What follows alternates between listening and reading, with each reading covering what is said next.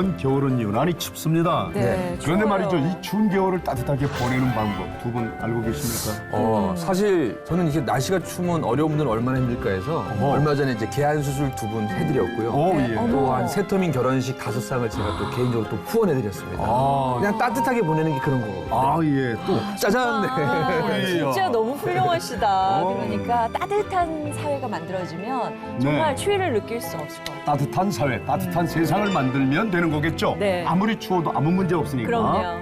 자, 근데 오늘 여러분들에게 소개해드릴 사람은요. 네. 이 따뜻한 세상을 함께 만들어가는 너무도 자랑스러운 분이에요. 한국에 오드리 헵번이 있다는 거 아닙니까? 오늘 그분을 모셨습니다. 정말입니까? 예. 네, 만나보시죠. 한국의 오드리 헵번 김정화. 얼굴만큼 마음씨도 예쁜 그녀는 여전히 많은 이들의 사랑을 받고 있습니다. 조인성, 공유, 강동원, 톱스타들과 호흡을 맞췄던 만인의 연인 김정화. 정말 많은 남자분들을 제가 만났군요. 그렇네요. 정말 이렇게 외모가 천사 같은 저 같은 외모가 없었던 것 같아요. 욕심쟁이 후. 술자리에서 정도를 충분히 할 수 있다. 누구도 실족시켜서는 안 되는 거잖아요. 사람들 눈치를 보지 않고요. 네. 하나님 앞에서 거라하면 돼요. 저 나갔다 올게요. 엄마랑 아빠가 이혼하셨을 때 제가 엄마랑 떨어져 살았었는데 엄마도 얼마나 나를 보고 싶어 했을까. 검사 결과가 나오는 날이었는데 엄마 암이래 이러면서 얘기를 하시는 거예요. 잠시 후 그녀의 힐링 메시지가 시작됩니다.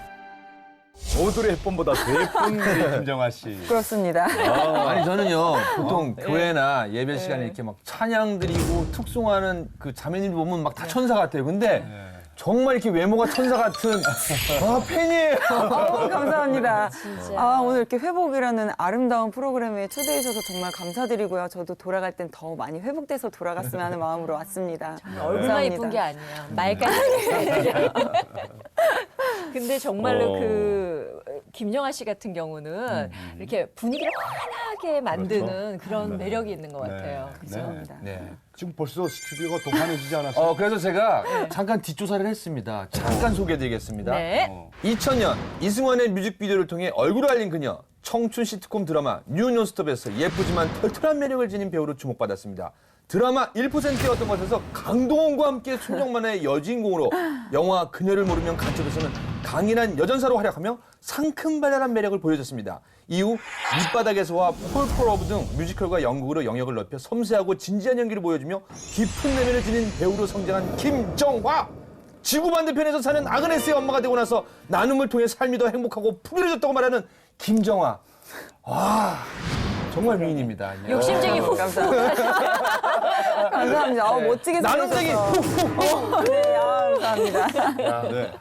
저는 또 조금 다른 관점에서 아름다움을 얘기해주고 싶어요. 네. 미모뿐만 아니라 이분이 지성과 교양과 신앙을 겸비한 여인. 거기에 뭐 없는 것도 없네, 다 있네.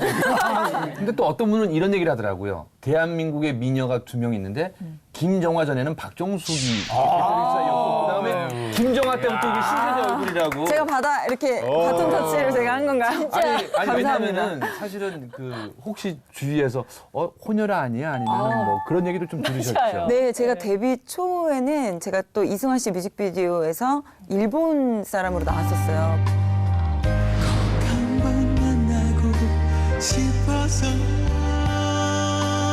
그래서 처음에는 다들 일본 사람이 아니냐라는 말씀을 하셨었고 뭐 논스톱이나 이런 거 처음 시작했을 때도 저 같은 외모가 없었던 것 같아요. 그때 당시에는 눈썹도 굉장히 진하고 선이 굉장히 굵어서 여배우라면 그때 당시 굉장히 이렇게 순정 만화에 나올 것 같아요. 이렇게 야리야리하고 연약해 보여야 되는데 전 좀 약간 강인한 외모가 있었거든요. 그래서 혼혈 아니냐는 얘기도 굉장히 많이 들었었어요. 한국 사람 맞네요. 뭐 이런 말씀도 많이 해주셨었고. 예.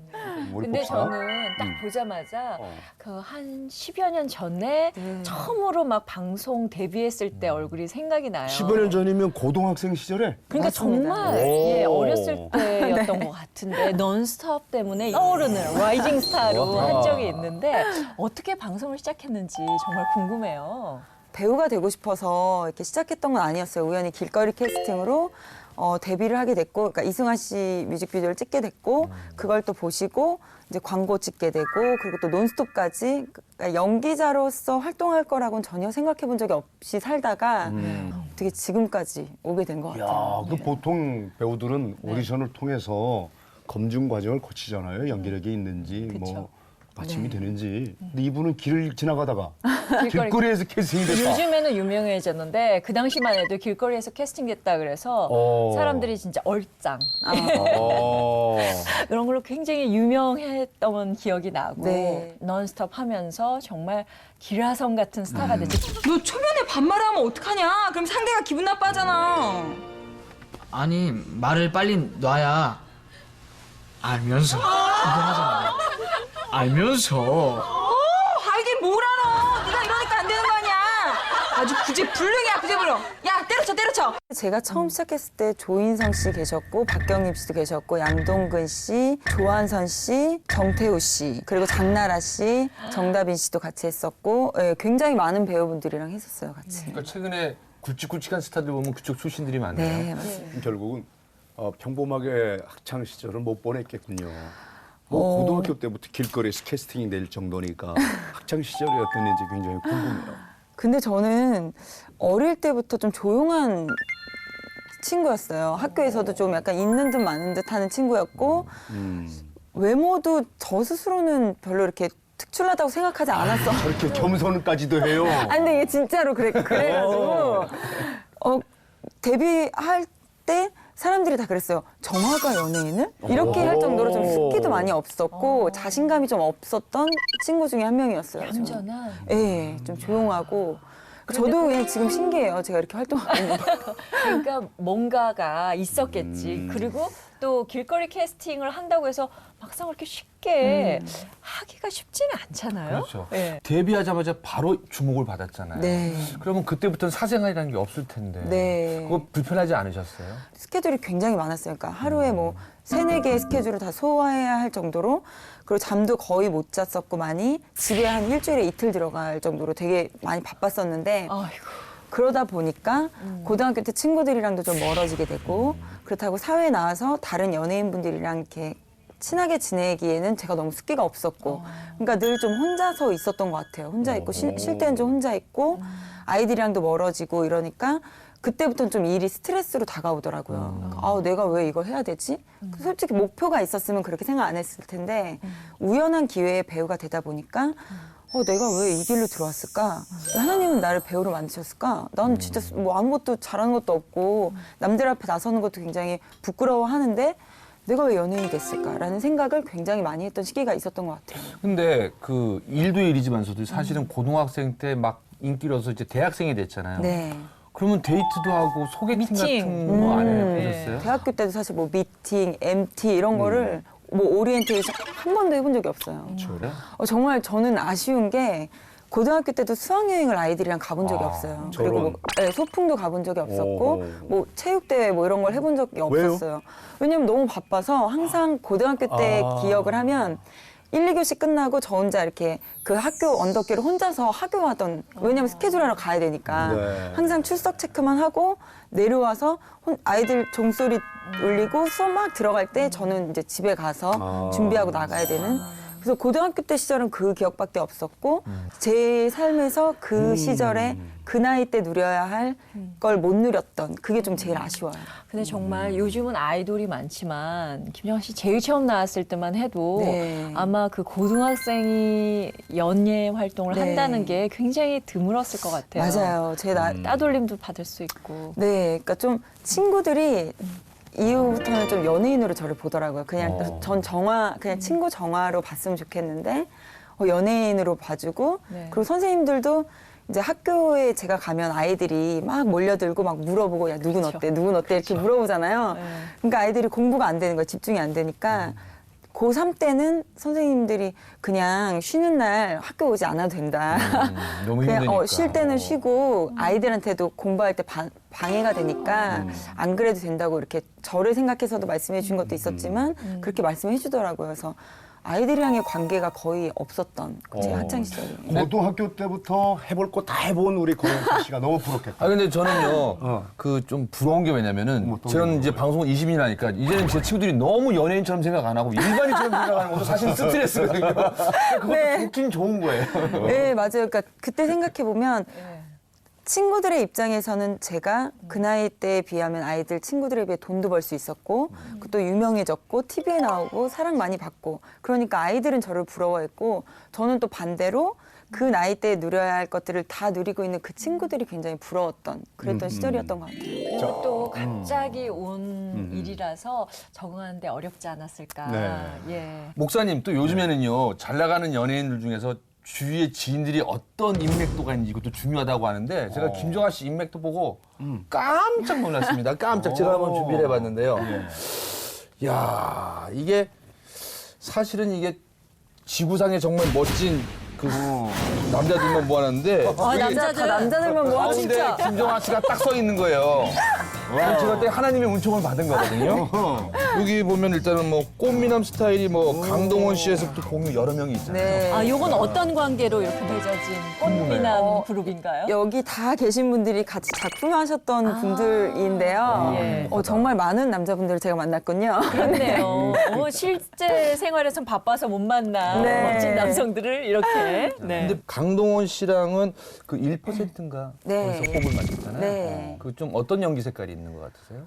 그때 당시에 강동원 씨도 데뷔하시고 얼마 안 됐을 때였고 저도 활동하고 한 몇 년 안 됐을 때였던 것 같아요. 그러니까 서로 조금 낯가림이 많이 심해서 부부로 나왔었는데 그러니까 연애를 하다가 부부까지의 스토리가 진행이 됐었는데 많이 친해지지 못했던 분 중에 한 분이 강동원 씨였고 공유 씨 같은 경우는 같이 영화를 찍었는데 그때도 제가 조금 성숙하지 못한 사람이었던 것 같아요. 그러니까 좀 같이 작품하시는 배우분들이랑 친하게 지내고 좀 이렇게 많은 얘기도 나누고 해야 되는데 그때 또 워낙 바빴고 그러다 보니 제 시간만 저만 생각했던 저만 연기했던 약간 그런 시기였어서 공유 씨가 그런 얘기를 하시더라고요. 저한테 정화는 자기 방어가 굉장히 강한 친구인 것 같다.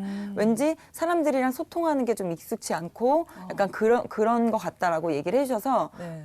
공유 오빠한테 그래서 되게 감사해요. 그때 그 얘기를 듣고 내가 그런 사람이구나라는 걸 다시 깨닫고 이제부터 그러지 말아야지라고까지 생각이 갔었거든요. 그래서 공유 씨 같은 경우엔 그랬고 조인성 씨 같은 경우도 같이 논스톱을 했었어서 근데 조인성 씨 같은 경우도 좀 낯가림이 좀 심하셔서 서로 좀 약간 가까워지지 못했던 그런 분들이 좀 많이 계시고요. 네. 최근에 같이 작품했던 분들이랑은 좀 그래도 많이 소통을 했던 것 같아요. 꽃미남 스타일 좋아하는 편이세요? 꽃미남보다는 여기 지금 꽃미남 터프가이 완소남 있잖아요. 저는 네. 오히려 완소남 쪽이 더 맞는 것 같아요. 네. 주로 유부남들이에요, 지금. 그러네요. 저도 결혼을 안 했으면 희망을 걸 수 있었는데. 네. 박신양 씨, 세 분 결혼하셨구나. 그렇구나. 네.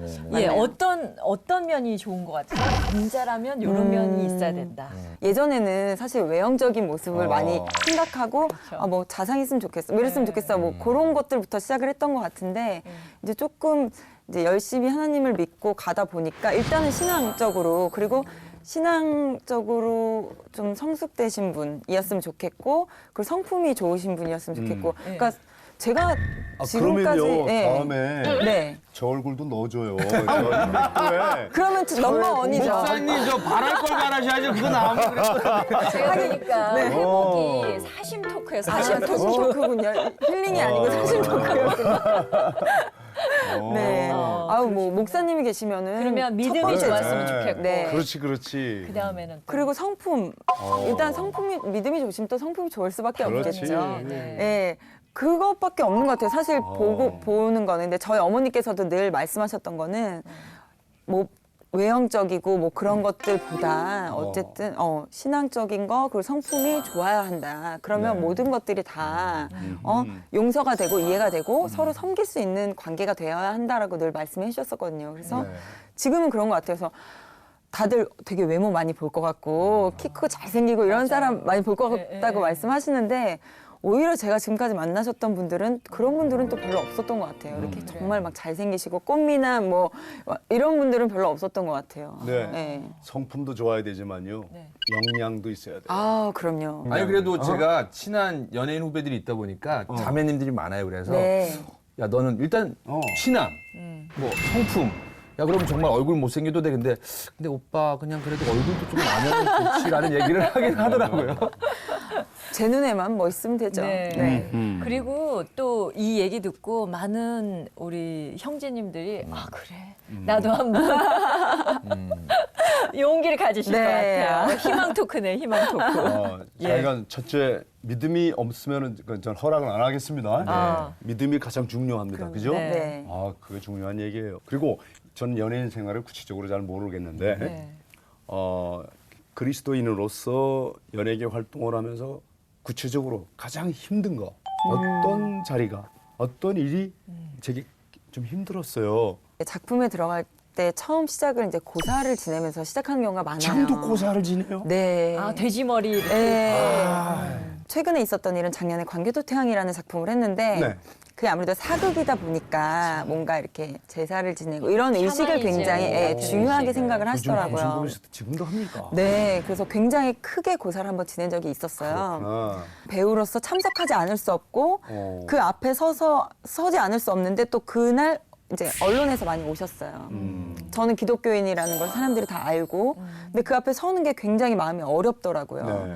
그래서 저는 그냥 같이 배우들이랑 나가서 다른 분들 절하실 때 저는 그냥 기도하고 내려오긴 했는데 그런 부분들이 좀 많이 고민이 되고요. 그렇겠어요. 그리고 또 이제 회식 자리들이 많다 보니까 이제 술자리에 가서 이제 선배님들과 함께 할 때 이제 예전에는 데뷔 초에는 제가 나이가 어리니까 그냥 다 선배님들이 술이나 이런 걸 주시면 무조건 먹어야 하는 입장이었었거든요. 근데 저는 원래 술을 잘 못 먹어서 많이 먹거나 이런 편은 아니지만 이제 요즘 들어서는 제가 10년이 넘어가다 보니까 이제 막 억지로 권하시는 분은 없으세요. 근데 이제 그런 자리에 있을 때 이제 많이 갈등되고 고민되는 부분들도 많이 있고요. 그리고 작품을 고를 때, 고를 때. 예, 이제 내용적인 것도 네, 좀볼 내용적인 수는 없고. 것들, 특히 영화 같은 경우도 그렇고 이제 여배우들이 영화 안에서 이제 보여주는 이미지들이 대부분은 좀 자극적인 것들, 뭐 이렇게 눈으로 보기에 좀 현혹되는 그런 것들이 많다 보니까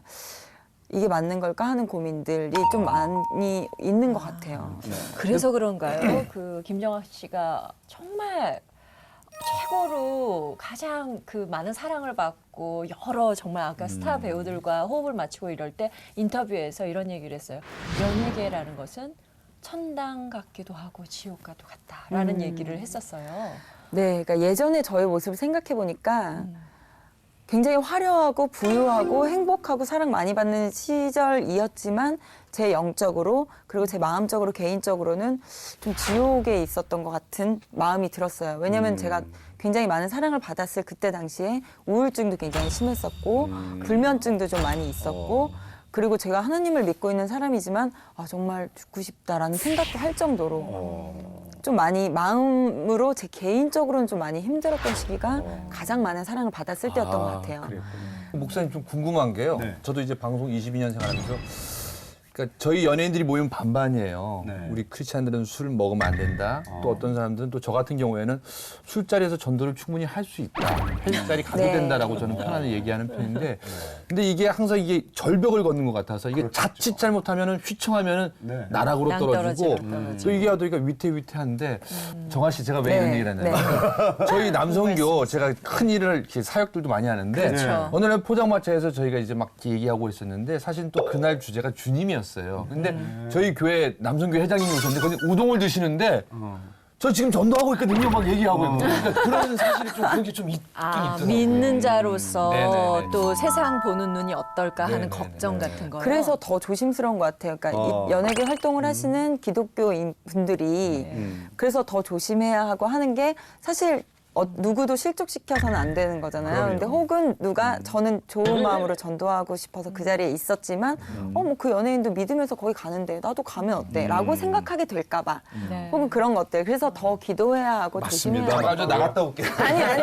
그러니까 우리가 사람들 눈치를 보지 않고요. 네. 하나님 앞에서 거라면 돼요. 그러니까 우리 정화 씨는 계속 하나님 앞에서의 삶만 견지하면 한국의 오드리 헵번 능가하는 수많은 사람들에게 선한 영향력을 줄 수 있는 최고의 연인이 될 거예요.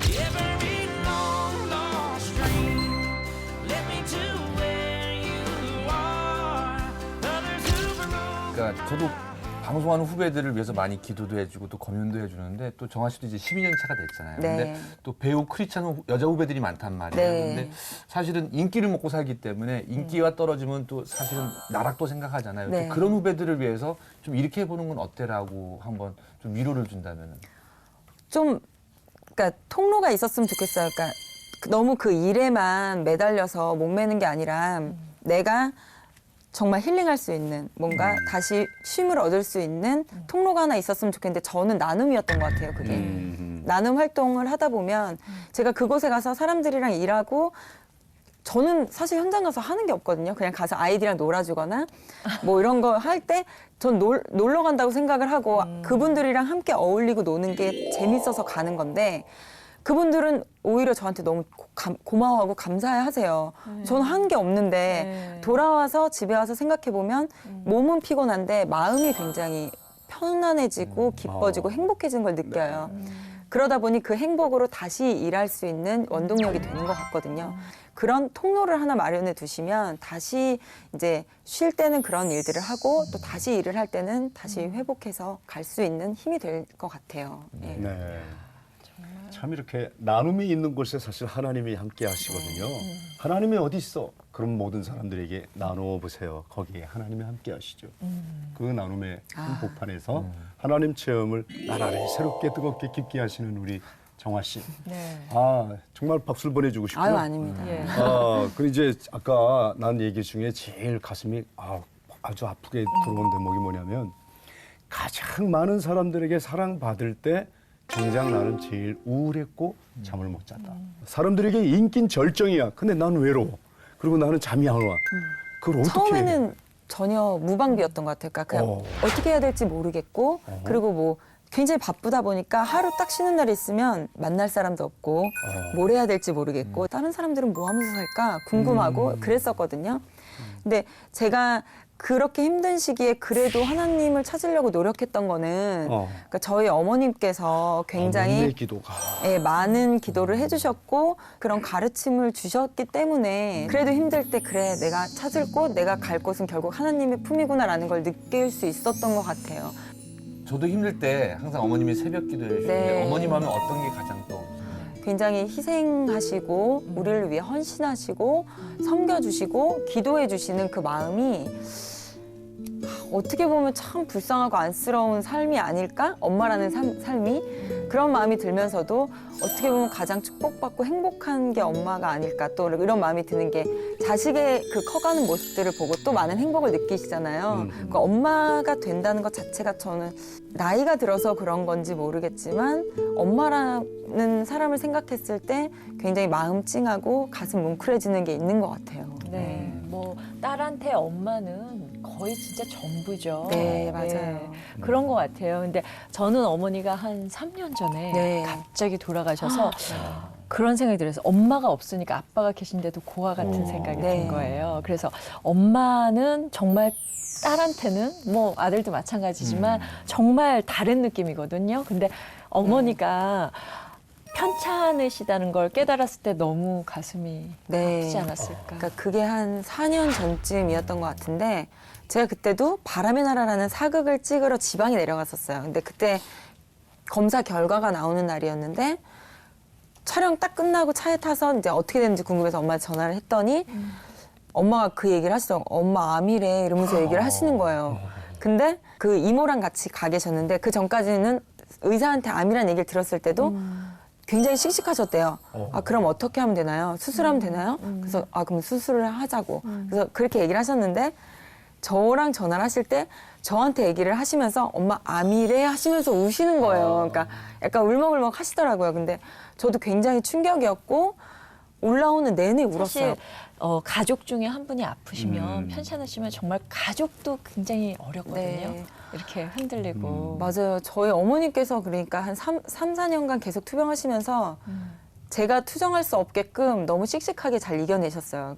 저희 어머니께서 또 혈관이 되게 약하셔서 바늘을 여러 번 찔러야지만 주사를 맞을 수 있었어요. 근데 병원에 가는 날이 되면 항상 저한테 말씀하셨던 게 아우 나는 그 병원 가는 게 좋다고. 그래서 병원 가는 게 뭐가 좋아 엄마 이렇게 얘기하면 그 병원은 병원 냄새도 안 나고 병원이 깨끗하고 그 병원 가면 거기에 뭐 단풍이 지면 단풍 보고 꽃이 피면 꽃 보러 가는 게 자기 너무 기분이 좋다면서 항상 그렇게 기분 좋게 가셨고 항암 주사를 맞고 오시면서도 엄마 오늘 피곤하니까 집에 가서 쉬자고 아니면 엄마 뭐 드라이브 할래? 뭐 이렇게 물어보면 나가자고 얘기를 하세요. 그럼 엄마 안 피곤하냐고 그러면은 나는 항암 체질인가 봐. 항암 주사 맞고 오면 더 힘이 나. 막 이렇게 말씀하실 정도로 정말 보통 어머니가 아니시죠? 네, 그러셨기 때문에 제가 더 기쁘게 즐겁게 함께 할 수 있었던 것 같아요. 근데 네. 그렇게 하실 수 있었던 건 은혜가 있었기 때문에 은혜가 충만했기 때문에 그렇죠. 그럴 수 있었던 것 같아요. 또 그렇게 시간이 쭉 흐르고 얼마 전이었죠. 네. 네.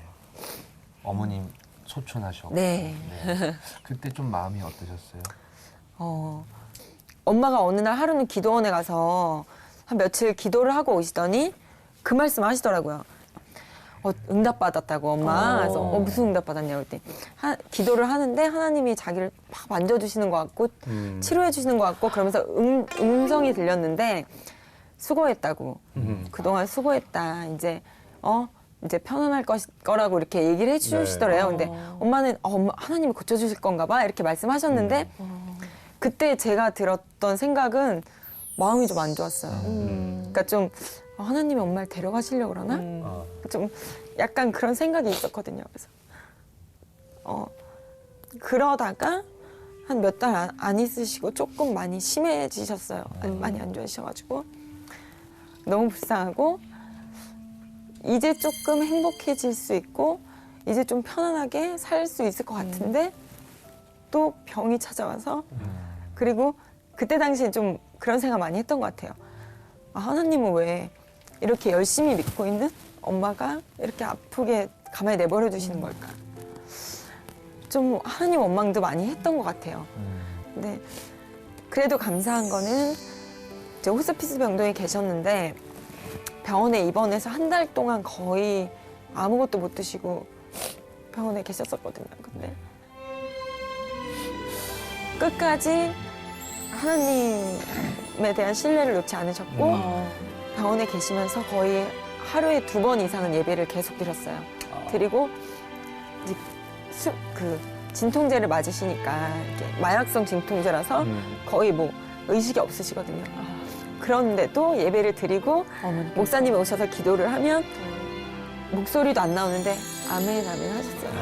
그리고 뭐라고 또 막 입술을 막 얘기를 해요. 그리고 엄마 뭐라고 이렇게 하면은 예수님의 이름으로 아멘 이렇게 또 얘기를 하세요. 그래서 참 엄마가 끝까지 하나님을 바라보고 네. 있구나 그런 생각이 많이 들었었어요.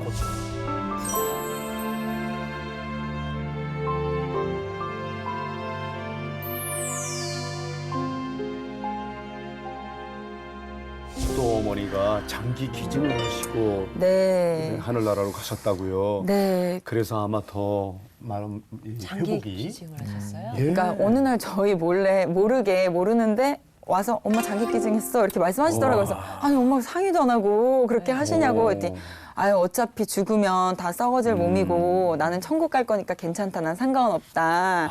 그래서 장기 기증이랑 안구 기증을 각막 기증을 하셨는데 이제 저희 어머니께서 암이 다 퍼지셔가지고 장기는 쓸 수가 없었고 네. 각막은 이제 기증을 하셨어요. 그래서 그때 이렇게 각막 기증 사인도 제가 하고 이제 각막 기증 하시고 나서 이제 입관식 예배 때 얼굴을 뵀더니 이렇게 눈이 이렇게 좀 들어가 계시더라고요. 각막을 기증하고 나서라서. 근데 보기에는 조금 안쓰럽고 마음이 아팠지만 그래도 엄마의 그 아름다운 마음과 그 모습이 굉장히 귀감이 많이 됐었어요. 네. 또 누군가의 눈이 돼서 어머니가 또 그럼요. 세상을 바라보고 그럼요. 계시죠. 네. 그래서 이렇게 회복이 빠르셨던 것 같아요. 네, 맞습니다. 우리 저 따님도 어머니 대를 이어서 네. 언젠가 하늘나라 갈 때는 장기 기증하고 갈 생각 있죠? 아유, 그럼요. 그리고 그러니까 저희 어머니가 저의 멘토라고 아까 말씀을 네. 드렸는데 그렇기 때문에 엄마의 삶을 다 따라가고 싶고요. 신앙뿐만 아니라 그런 엄마 개인의 여성의 삶도 다 따라가고 싶고 굉장히 지혜로운 어머니셨거든요. 그래서 그런 엄마의 모습도 많이 담고 싶고 그리고 이제 엄마 따라서 엄마 만나려면 천국 가야 되니까 더 신앙생활 열심히 해야죠. 그래요. 네. 아유, 참. 우간다에 사는 6살 어린이 아그네스. 비록 에이즈에 걸렸지만 오늘도 그녀는 그녀의 삶과 닮은 척박한 땅을 일굽니다. 아그네스는 태어나 처음으로 엄마를 만납니다. 요가 아그네스. 아 어떡해. 요가. 반가워 보고 싶었어. 먼저 안아준 딸의 마음이 고맙기만 합니다. 세상에 홀로 남겨졌던 어린 소녀는 이제 혼자가 아닙니다. 이빨 아그네스 이빨. 자신을 진심으로 사랑해줄 엄마를 만났으니까요. 아그네스는 지금 행복합니다. 오랫동안 손꼽아 기다렸던 딸과의 재회. 되게 약간 낯설 것 같기도 하고. 지금 몇 년 만이죠? 지금 3년 만이에요.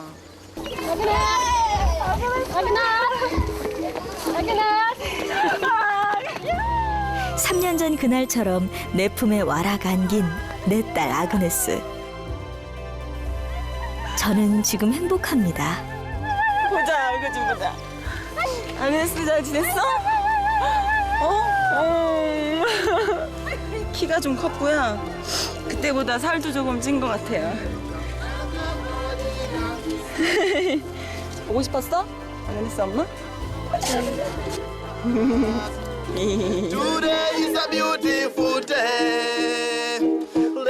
사랑한다. 나의 딸 아그네스.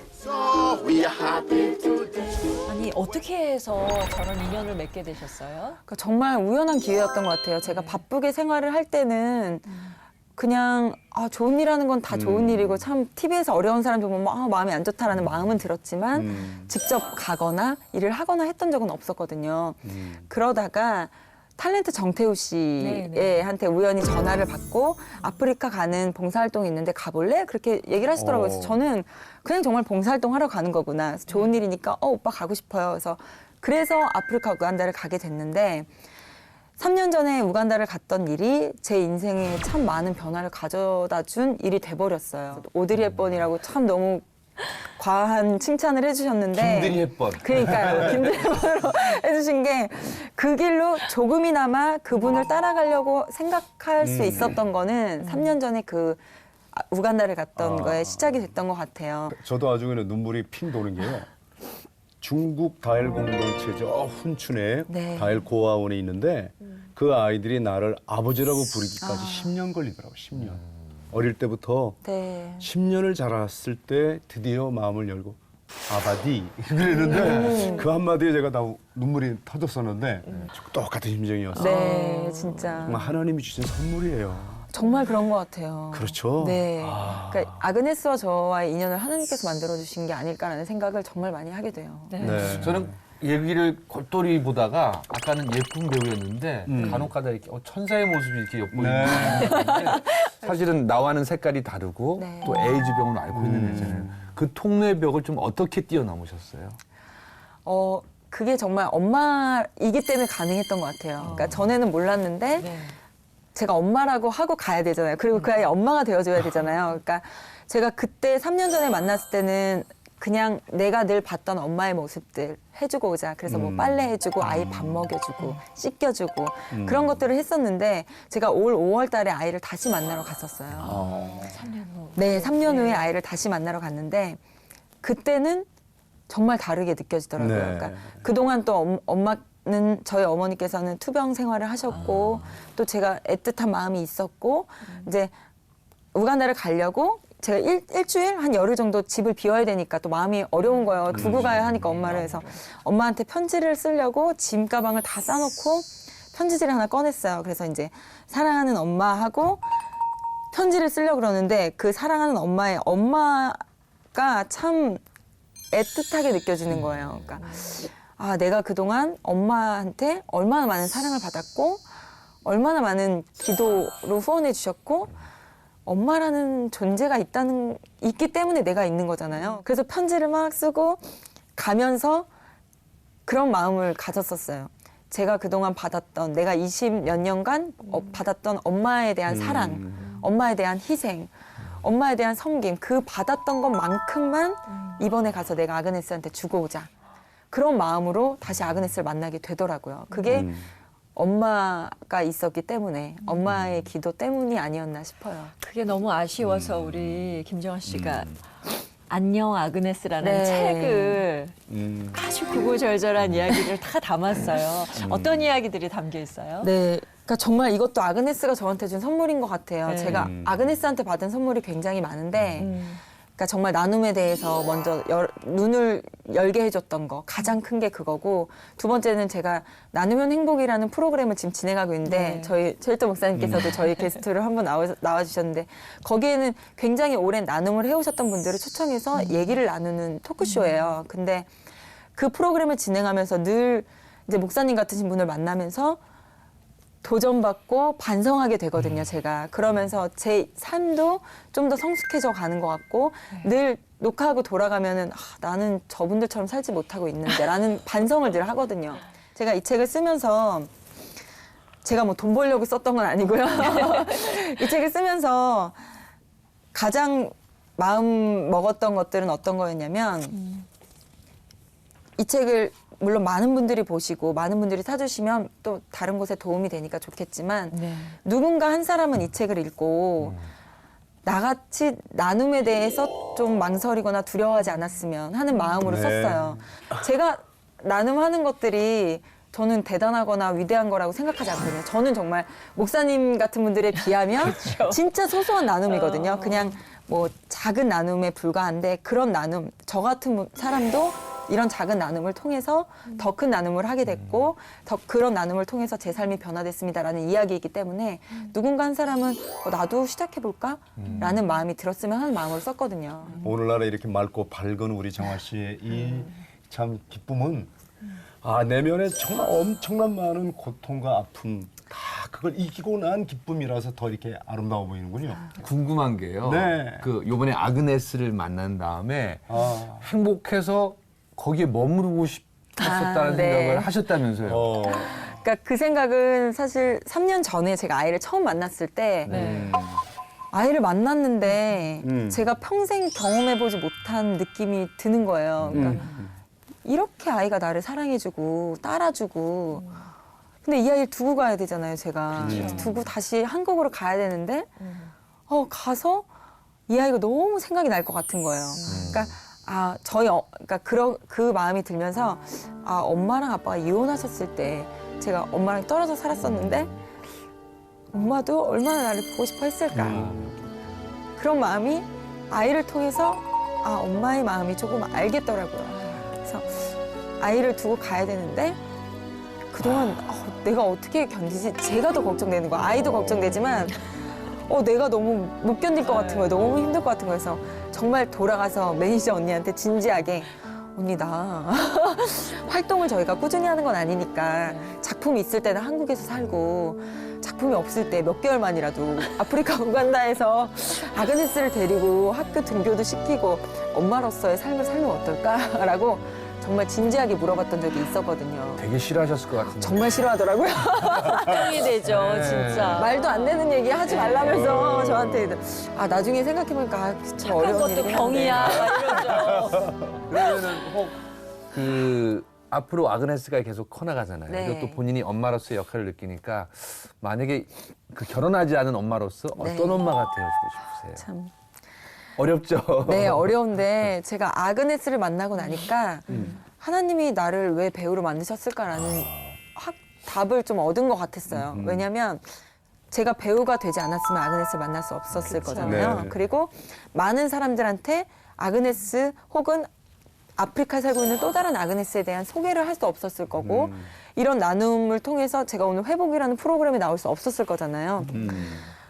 그래서 하나님이 나를 배우로 만드셨나? 라는 생각이 들면서 내가 아그네스의 엄마로서 더 멋진 엄마가 되기 위해 활동도 열심히 해야 하고 더 멋진 배우가 돼야 하고 그렇기 때문에 저희 엄마의 삶을 더 따라가고 싶고 그러다 보니까 제 삶에 더 뚜렷한 계획, 뚜렷한 비전, 뚜렷한 목표가 생기더라고요. 참 아그네스가 저한테 많은 선물을 준 것 같아요. 그래서 지금은 참 아그네스한테 부끄럽지 않은 엄마가 되기 위해서 한국에서 더 열심히 활동하고 배우로서도 개인의 인간 한 김정아로서도 엄마가 됐으니까 네. 그 자랑스러운 엄마가 되고 싶어요. 근데 정말 김정아 씨 용기가 있는 사람인 것 같아요. 네.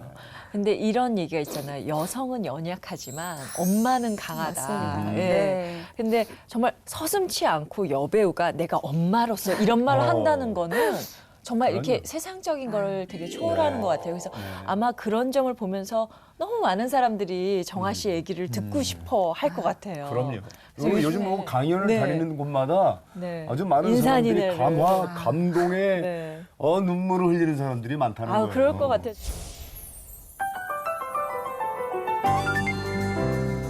제가 나눔을 하면서 저는 제가 나눈다고 생각을 했는데 나중에 돌이켜보니까 오히려 그 나눔을 통해서 제가 더 행복해지고 제가 더 받은 게 많더라고요. 그래서 제가 나눈 행복, 제가 받은 이 사랑을 동일한 마음들을 좀 많은 분들이 같이 가졌으면 하는 마음으로 오늘 좀 같이 했으면 좋겠어요. 네.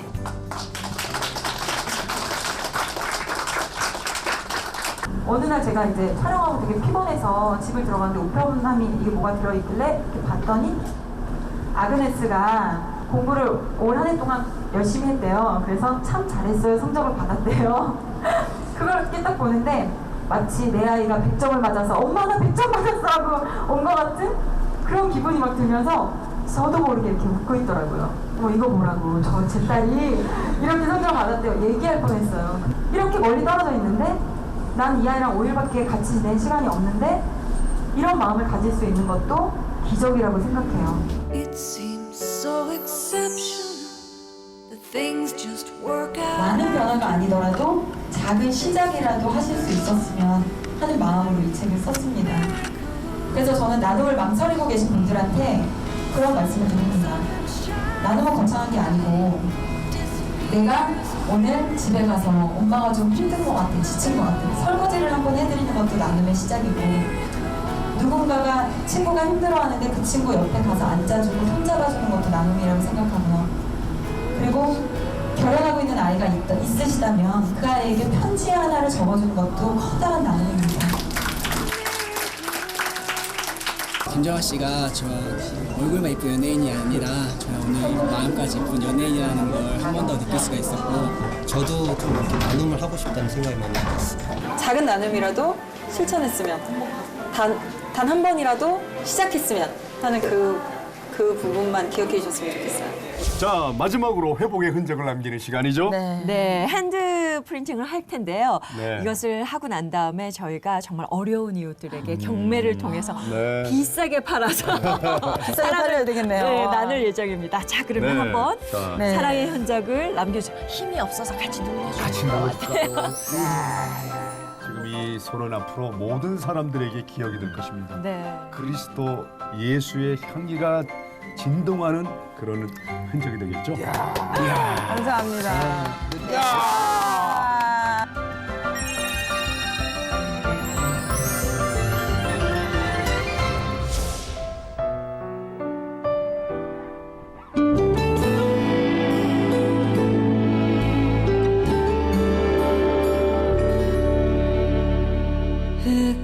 흙길을 맨발로 달려와 나를 안아준 소녀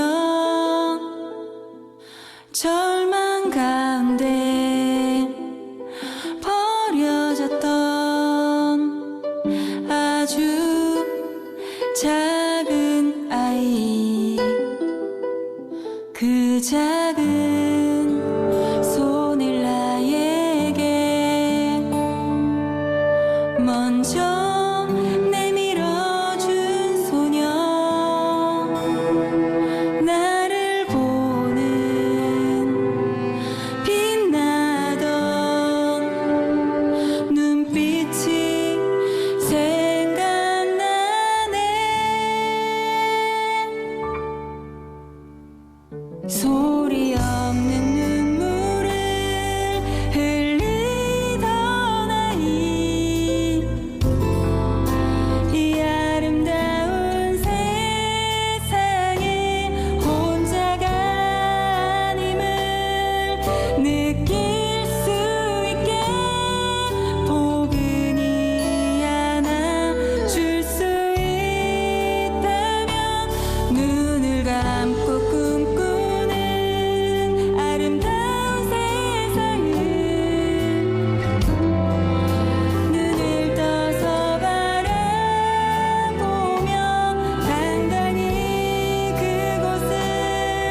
향해 묵묵히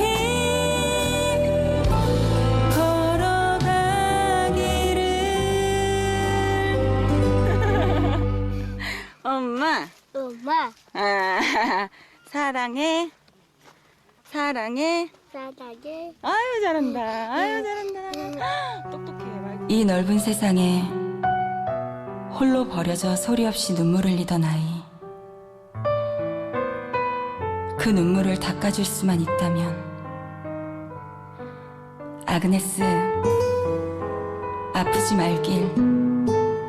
늘 엄마와 함께한 날들처럼 웃어주길. 호기심 가득한 눈빛으로 세상을 바라보길.